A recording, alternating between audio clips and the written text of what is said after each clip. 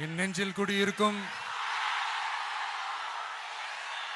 திருச்சி பகுதி மக்கள் உங்கள் அனைவருக்கும் என்னுடைய வணக்கம். எல்லாரும் எப்படி இருக்கிறீங்க?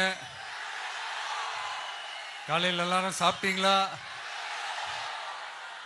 ரொம்ப நேரமா வெயிட் பண்றீங்க போல. இந்த சீக்கிரம் முடிச்சிடுறேன்.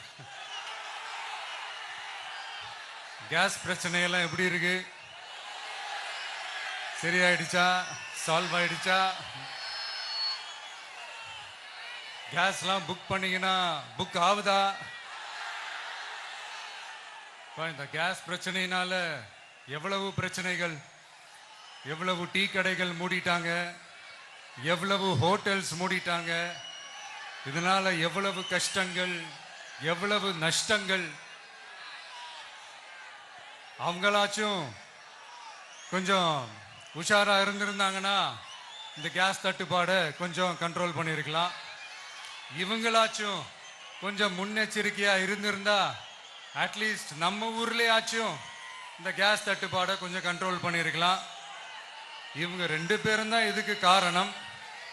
ஆனா நம்ம ஸ்டாலின் சாரை கேட்டீங்கன்னா நமக்கு அதுக்கும் சம்பந்தமே இல்லையே அப்படின்பாரு.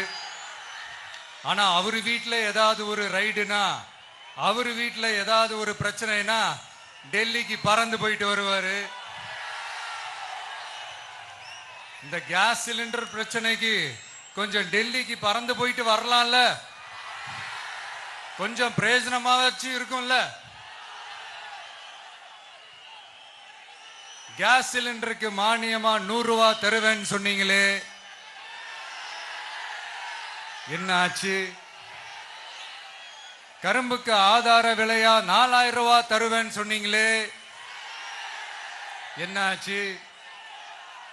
இந்த ரேஷன்ல சர்க்கரை 1 கிலோ எக்ஸ்ட்ரா தருவேன்னு சொன்னீங்களே, என்னாச்சு? ரேஷன்ல உளுந்தம்பருப்பு கொடுப்பேன்னு சொன்னீங்களே, என்னாச்சு? நானும் இது எத்தனை வாட்டி ரிப்பீட் பண்றதுன்னு எனக்கு தெரியல. நீட்டை ரத்து செய்வோம்னு சொன்னீங்களே, என்னாச்சு?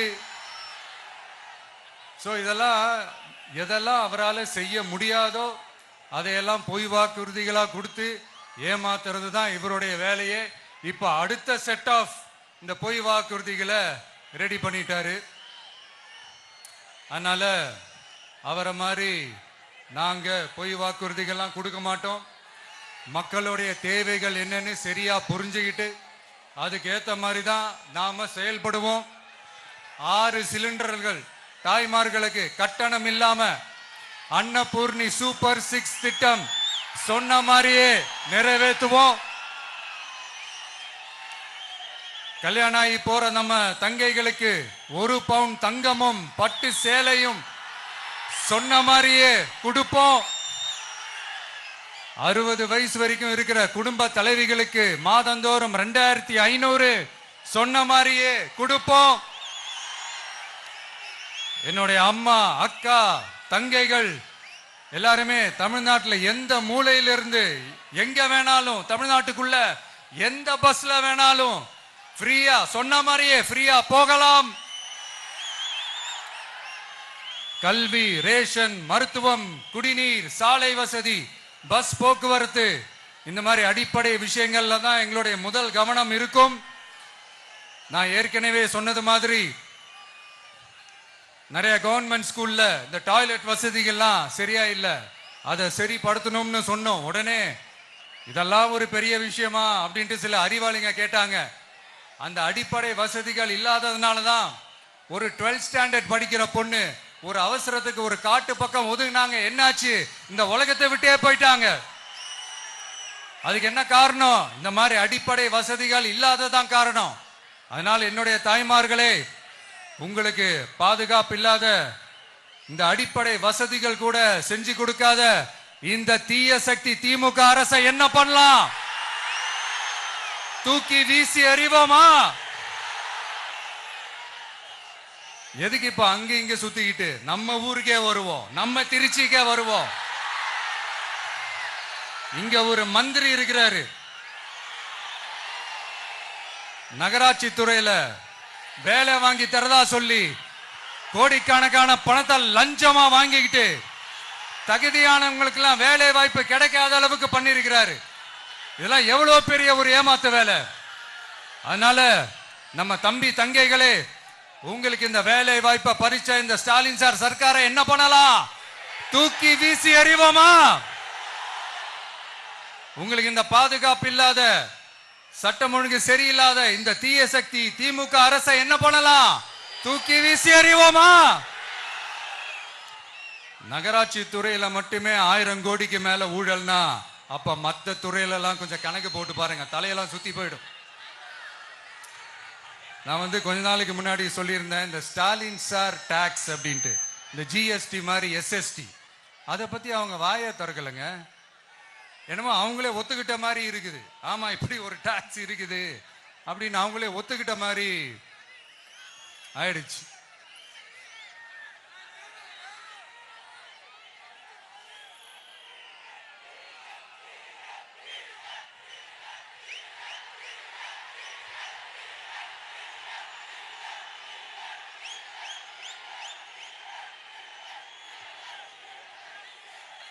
இந்த கல்லூரி பேராசிரியர்கள், கல்லூரி உதவி பேராசிரியர்களுக்கு அந்த போஸ்டிங்க்கு 2000 பேருக்கு மேல அந்த வேலை கொடுப்போம்னு சொன்னாங்க. கடைசியில் எத்தனை பேருக்கு கொடுத்தாங்க தெரியுமா?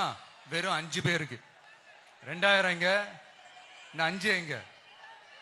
அதனால இதெல்லாம் வெறும் அறிவிப்புகள் மட்டும்தான். இந்த மாதிரி லட்சக்கணக்கான காலி பணியிடங்களை நிரப்புவோம்னு சொன்னாங்க. அதுவும் என்ன ஆச்சுன்னு தெரியல. இதெல்லாம் வெறும் அறிவிப்புகள் மட்டும்தான். இதனால ஒரு யூஸுமே கிடையாது. யூஸ்லெஸ் கவர்மெண்ட் இது. அது மாதிரி 100% ஒரு நியாயமான ஒரு ஆட்சியை நாம கொடுப்போம்ங்க. 100% நீங்க இந்த விஜய நம்பலாமுங்க. நீங்க நம்புறீங்கன்னு எனக்கு தெரியும். அதனாலதான் என்னுடைய சொந்த பந்தங்களாகிய உங்ககிட்ட எனக்கு அந்த உரிமை இருக்கு. எனக்கு ஒரு வாய்ப்பு கொடுங்க, எனக்கு ஒரு சான்ஸ் கொடுங்கன்னு உங்ககிட்ட கேட்காம வேற யாருக்கிட்ட நான் கேட்பேன்? அதனால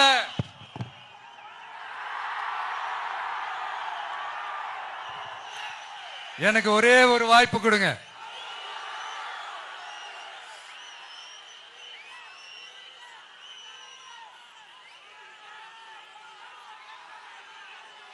இருந்தாலும் ரொம்ப முக்கியமா ஒன்ன நீங்க ஆழமா மனசுல வச்சுக்கணும்.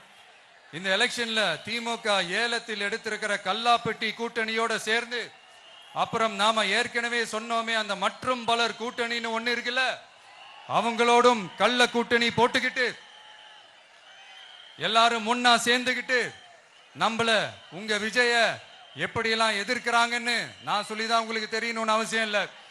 இந்த கரூர் நிகழ்ச்சி சூழ்ச்சின்னு பலர் சொல்றது மாதிரி நம்ம கடைசி படமான ஜனநாயகன், அதான் நம்ம மனசுக்கு நெருக்கமான உங்க எல்லாரோடும் நமக்கு இருக்கிற பூர்வ ஜென்ம பந்தத்தை இன்னமும் எங்க இறுக்கமா மாத்திடுமோன்னு, எங்க அது இந்த தேர்தலில் நமக்கு மிகப்பெரிய ஆயுதமா மாறிடுமோன்னு ஒரு கூட்டு சூழ்ச்சி, அதோட இன்னும் பல பல சூழ்ச்சிகள். அதனால உங்க மகன், உங்க அண்ணன், உங்க தம்பி, உங்க விஜய் கேட்கிறேன், உங்களுக்காக நீதி கேட்க வந்த எனக்கும் சேர்த்துதான் நீதி வேண்டும். அவங்க கொள்ளையடிக்க இதுவரைக்கும் எப்படி உங்களை ஏமாத்திட்டு இருக்காங்க தெரியுமா? இந்த காங்கிரஸ்ல இருக்கிற சிலரை கையில பணப்பையில போட்டுக்கிட்டு சிறுபான்மை மக்களை ஏமாத்த ஒரு நேரடி பாதி கதர் கூட்டணி, அப்புறம் இந்த மற்றும் பலர் கூட்டணின்னு ஒண்ணு இருக்குல்ல, அதோட டெல்லி ஓனரோட ஒரு கொள்ளைப்புற கள்ள கூட்டணி, அதாவது பாதி காவி கூட்டணி. கொள்கைன்னு ஏமாத்துறாங்க. அதனால இந்த திமுகவையும் நம்பாதீங்க, இந்த பாஜகவையும் நம்பாதீங்க. 2 பேரும் வேற வேற கூட்டணி எல்லாம் கிடையாது, ஒரே கூட்டணி தான். 2 பேரையும் நம்பாதீங்க. இதுல எந்த டவுட்டும் உங்களுக்கு வேணாம். நீங்க திமுகவுக்கு ஓட்டு போட்டாலும் சரி, அந்த மற்றும் பலருக்கு நீங்க ஓட்டு போட்டாலும் சரி, நீங்க யாருக்கு ஓட்டு போடுறதுக்கு சமம்னு நீங்களே புரிஞ்சுக்கோங்க. அதனால இந்த வரப்போற தேர்தலில் டிவிகேக்கு உங்க சப்போர்ட்டியை கொடுங்க. இன்னும் பல வருஷத்துக்கு தமிழ்நாடு சூப்பரா இருக்கும். அப்புறம் நான் ஒரு விஷயத்தை திருப்பி ரிப்பீட் பண்றேன்னு சொல்லி யாரும் தவறா எடுத்துக்க வேணாம். ஏன்னா அது என்னுடைய கடமை. ஒவ்வொரு ஊருக்கும் போய் அதை நான் ரிப்பீட் பண்ண சொல்லியே ஆகணும். ஏப்ரல் 23ஆம் தேதி சும்மா காலங்காத்தால பக்காவா ரெடி ஆயிட்டு ஓட்டர் ஐடி கார்டை கையில எடுத்துக்கிட்டு முதல்ல பூத்துல போய் நின்னு அந்த விசில் சின்னத்துக்கு நேரா இருக்கிற அந்த பட்டனை ஒரு அழுத்துங்க. உங்க வீட்டுல இருக்கிற ஒவ்வொருத்தரையும் அழைச்சிட்டு போங்க. சப்போஸ் வெளியூர்ல இருந்து இங்க திருச்சியில இருக்கீங்கன்னா என்னடா ஊருக்கு போய் ஓட்டு போடணுமேன்ட்டு அசால்ட்டா விட்டுறாதீங்க. இப்பவே அட்வான்ஸ் அவங்களுடைய டிக்கெட்டை புக் பண்ணுங்க. இது ஒரு தலைமுறைக்கான ஒரு தேர்தல், உங்களுக்கான தேர்தல். எவ்வளவு பெரிய வசதியான வாழ்க்கையா இருந்தாலும் எல்லாத்தையும் உதறி தள்ளிட்டு உங்களுக்காக மட்டுமே வந்திருக்கிறேன். உங்களுக்காக நன்றி கடன் செலுத்துறதுக்காக மட்டுமே வந்திருக்கிறேன். அத்தனை வழிகளையும் தாங்கிக்கிட்டு உங்களுக்காக மட்டுமே வந்திருக்கிறேன். ஒரு நாளும் பொய் சொல்லி உங்களை நான் ஏமாத்த மாட்டேன். இந்த 4 முனை போட்டி 40 முனை போட்டின்னு எத்தனை முனை போட்டின்னு வந்தாலும் இங்க 2 முனை போட்டி மட்டும்தான். ஒன்னு டிவிகே, இன்னொன்னு டிஎம்கே. மக்கள் விரோத ஆட்சி நடத்துற ஸ்டாலின் சார் வேணுமா, மக்களை நேசிக்கிற விஜய் வேணுமா? அவ்வளவுதான் இந்த தேர்தலே. அதனால உங்க விஜய்க்கு, உங்க அண்ணனுக்கு, உங்க தம்பிக்கு, உங்க பிள்ளைக்கு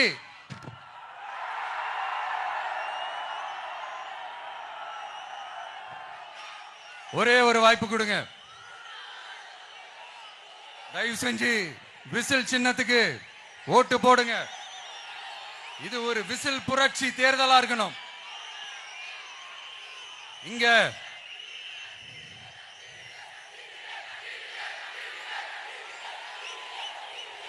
தேங்க்யூ.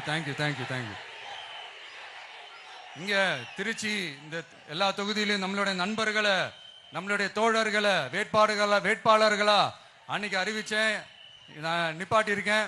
அவங்க வேற, நான் வேறன்னு தயவு செஞ்சு பிரிச்சு பாத்துறாதீங்க. அவங்க எல்லாரையும் வெற்றி பெற செய்யணும்னு உங்க எல்லாரையும் தாழ்மையுடன் நான் கேட்டுக்கிறேன். நான் தன்னந்தனியாளு, நீ ஏளனமா பாரு. கொஞ்சம் நவுந்தனா இங்க 8 கோடி பேரு. மிரல போது ஸ்டேட்டு, எங்க விசில் சத்தம் கேட்டு. நல்லவங்க வாழ நீ விசில் கடி ஓட்டு.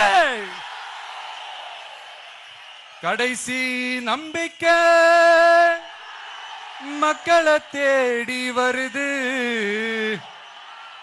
அதை இறுக்கி புடிச்சு ஒரு வரலாறு எழுது. உங்க விஜய் நான் வர. விசில் அடிக்க ரெடியா?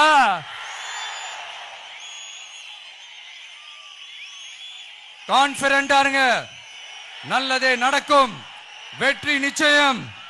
மீண்டும் சந்திக்கும் வரை நன்றி, வணக்கம்.